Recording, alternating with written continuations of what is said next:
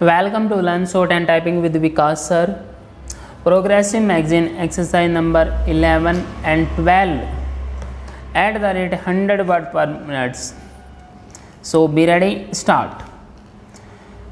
A large part of the work of a modern government has to do with science. It is only through science that we can transform into reality the hopes we have held out to our people. For many more years to come, the people will measure progress in terms of our ability to give them their basic needs. The agricultural scientist has a especially vital contribution to make to our plans of economic development.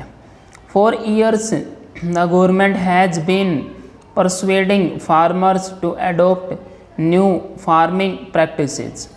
It is only in the last 3 or 4 years that the response of villagers has overtaken the official effort. The farmers have said their skepticism of city people and their new ideas. What has convinced them is what they have witnessed with their own eyes. Everywhere farmers tend to be conservative and slow to change, but once they change, they are not content to be indifferent converts.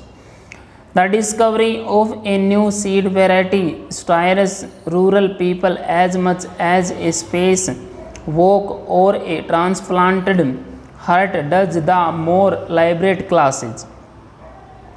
Farmers today walk miles to buy seed. The great problem for the government is to find sufficient seed and fertilizer to meet their demand. What a change from the days when we could not get them to hear us or look at what we had to offer. Rural India has shed its apathy. Agricultural scientists can rightfully claim their share of the credit for bringing about his transformation. But they cannot rest there. The solution of one problem gives rise to many new problems. New varieties are being extended to vast areas because of the demand from farmers and our own race towards self-sufficiency. This work is being done far too fast and with only a minimum of protesting. Modern farming is a combination of many techniques and materials. It is not possible to adopt any one in isolation, disregarding the others. The scientist has a special responsibility to provide answers to the problems which are consequences of his own work. The greatest task before the agricultural scientist and before the government in general is to ensure that there is not setback in the new program.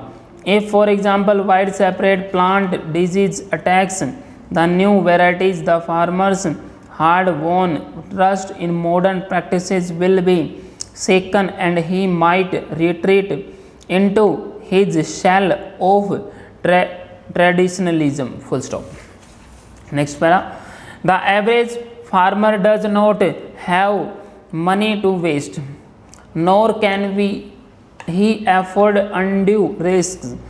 He will not experiment on his own unless he is certain that the experiments have succeeded elsewhere.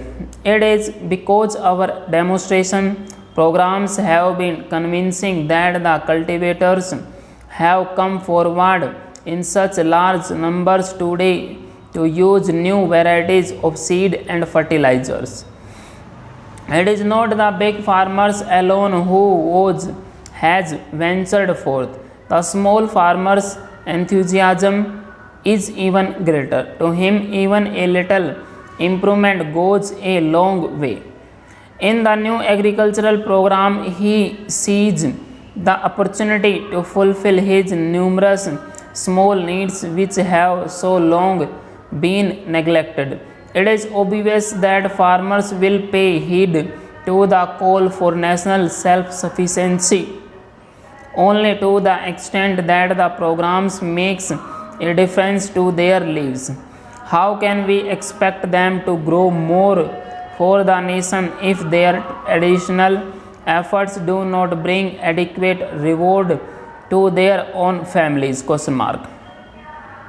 We talk of inputs, but in scientific agriculture, the most important input of all is the human input. Modern farming is a far cry from separating the seed and leaving the rest to the sun, rain, and stars.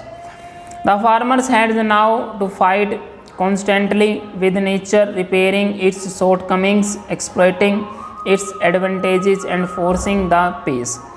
This calls for greater knowledge and training on the farmer's part. In turn, the administrative agency has to so devise farm information that even the normality literature farmer can understand and utilize it. Advancement will not endure if it is isolated. Additional effort in any one field must be matched by similar effort in others.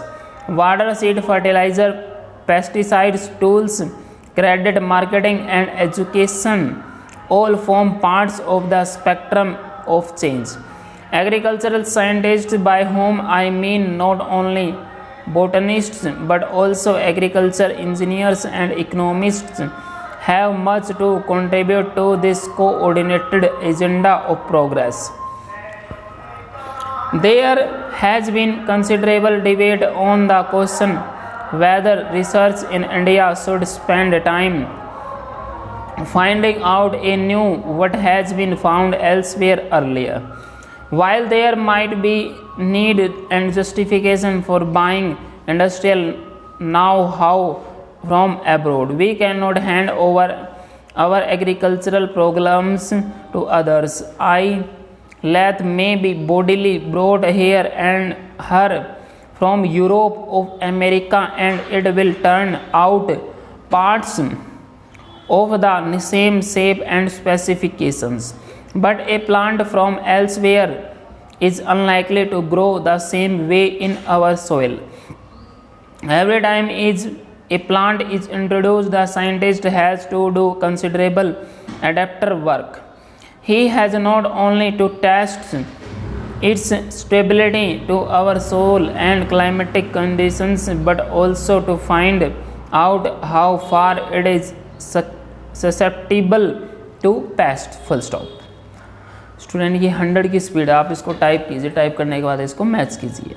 Thank you.